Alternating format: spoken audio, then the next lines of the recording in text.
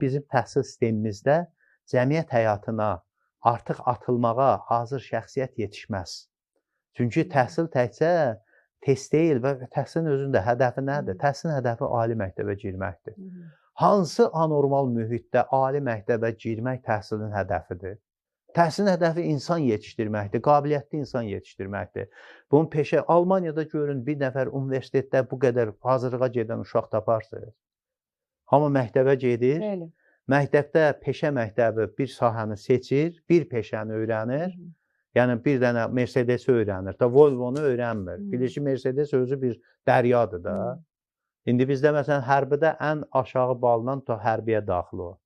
Ən çətin elm sahəsi hərbidir. Hərbidir, bəli. Siz taktiki hazırlıq. Bizdə aşağı balına hərbi topografiya, bu elmdir. Fizika, kimya, atəş nöqtələrini, atəş məsafəsi. Bunlar hamısı riyaziyyatdır, çertyojdur, xəritədir, coğrafiyadır. Niyə belə Amma ən aşağı balına... Bu nə deməkdir ki, hərbidir siz demiş. Bilirsiniz nədir? Bu deməkdir ki, biz hamını elə bir ki, bir yerdə sement tapanmırıq.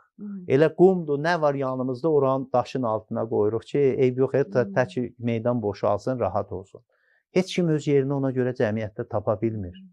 Heç kim öz yerini tapa bilməyəndə hamı şair olur, hamı yazısı olur, hamı musiqisi olur. Təhsillə bağlı çıxışlar eləmişsiniz. Vəzifə keçən adam musiqi bəstələyir, vəzifə keçən adam roman yazır. Yəni, bu artıq buna gətirib çıxardır da.